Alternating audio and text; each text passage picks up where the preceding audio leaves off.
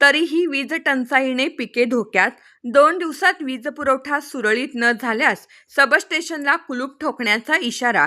पटवर्धन कुरोली. पिराची कुरोली बंधाऱ्यावरून सध्या सुमारे 25,000 क्युसेक्स पाण्याचा विसर्ग सुरू असूनही गेल्या 2 महिन्यांपासून शेतकऱ्यांना केवळ 2 ते 4 तासच वीज पुरवठा होत असल्याने खरीप पिके करपण्याच्या मार्गावर असल्याची गंभीर परिस्थिती निर्माण झाली आहे. नदीपात्रात मुबलक पाणी उपलब्ध असतानाही अपुऱ्या वीज पुरवठ्यामुळे शेतकऱ्यांना पिकांना वेळेवर पाणी देता येत नसल्याने मोठे आर्थिक नुकसान सहन करावे लागत आहे. त्यामुळे शेतकऱ्यांमध्ये तीव्र संतापाचे वातावरण निर्माण झाले आहे. या पार्श्वभूमीवर पटवर्धन कुरोली येथील ग्रामस्थांनी पालकमंत्री आणि जिल्हाधिकारी यांना निवेदन देत शेतीपंपासाठी दररोज किमान 8 ते 10 तास अखंड वीज पुरवठा करण्यात यावा अशी मागणी केली आहे.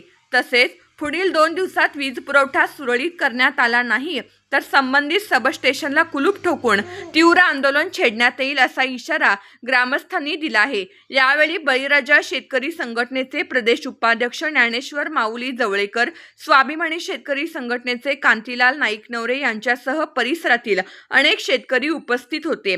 प्रशासनाने तातडीने दखल घेऊन शेतकऱ्यांच्या मागण्या मान्य कराव्यात अशी मागणी यावेळी करण्यात आली.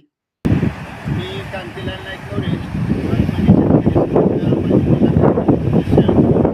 महाराष्ट्र शासनाची अशी अवस्था झाली की आंदोलन असते आणि कुत्रपीठ करता येईल किंवा आंदोलनाची वरात बाहेरच्या घरात असं झालं आहे. कारण ज्यावेळेला भीमा नदीत पाणी नव्हतं त्यावेळेला मागच्या 2-3 महिन्यापूर्वी जनावरांना सुद्धा पाणी सोडलं होतं आणि भीमा नदीत पाणी उपलब्ध होतं. त्यावेळेला लाईट बंद केली, 2 तास केली.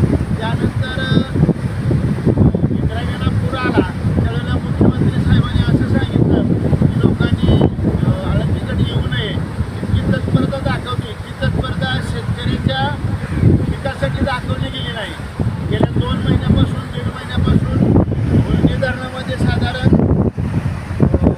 50 TMC किंवा 50% पाणी आहे. आता सध्याच्याला 80% भरलं आहे. तरीसुद्धा सोलापूर जिल्ह्यातील पाऊस नसल्यामुळं नदीकाठचा जो विद्युत पुरवठा आहे तो कलेक्टरच्या आदेशानं किंवा वरिष्ठ पातळीवरून जो निर्णय झाला तो 5 तास चालू झाला, 8 तास सध्याच्याला नाही. साधारण 15 दिवस झाला आम्ही प्रयत्न करतो आहे. तरीसुद्धा नदीकाठचा जो विद्युत पुरवठा आहे तो 5 तास आहे. त्या ठिकाणी नदी भरून चाललेली आहे. साधारण 15 ते 20 हजार क्युसेकनं पाणी आमच्या बंधाऱ्यातनं वाहत आहे. परंतु नदीकाठचा जो सप्लाय आहे तो आम्हाला 5 तास मिळतो आहे आणि त्यामुळं आमच्या नदीकाठची पिकं डोळ्यात एकाच जळून जात आहे. पाणीच देणं शक्य नाही कारण लाईटच नाही तर पाणी कसं देणार आहे. आम्ही आज कलेक्टर ऑफिसला ईमेलद्वारे एक पत्र पाठवलेलं आहे.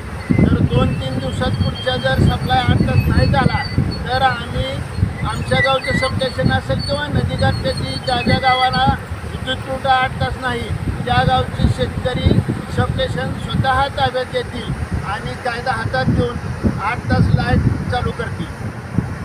आज एकीकडे पावसानं बडी मारलेली आहे आणि शेतकऱ्याचं अनुदान हाल चालू आहे. ते प्रशासनाचा गलताल कारभार. आज बघता इकडं 25,000 पाणी वाहत आहे नदीला आणि लाईट ते 4 ते 5 तास आहे. बघा शेतकऱ्याचं आलेलं हे जबाबदार पालकमंत्री गोरे साहेब यांना एक कळकळीची विनंती की शहराला तुम्ही लाईट देताय आणि ग्रामीणला वेगळा नियम. कारण हातातोटाला आलेली पिकं आज वाया जात आहे. कारण तुमच्या या गलतान कारभारामुळे आज कलेक्टर असो पालकमंत्री असो यांनी तातडीनं जो 4 ते 5 तास आहे.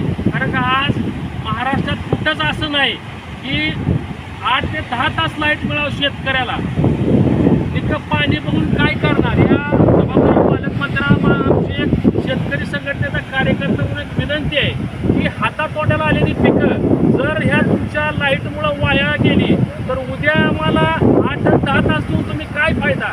चालूला गेली 2 महिने 2 तास हा पिराच्या कोणी बंधाऱ्याची लाईट 2 महिने दिली आणि आता पाणी असून 4 तास लाईट आहे. ही कुणीकडे थांबलं पाहिजे कारण इथं पाणीच बघून काय करणार शेतकऱ्यानं. तर माझे पालकमंत्र्याला आव्हान आहे जबाबदार पालकमंत्र्याला की तुम्ही त्वरित 8 ते 10 तास लाईट चालू करावे अन्यथा आम्ही सर्व शेतकरी 2 दिवसात नाही चालू झालं तर MSMEला कुलप लावू. कारण का हा आमच्या अन्याय किती दिवस आम्ही सहन करायचा. एकीकडे आमदार साहेब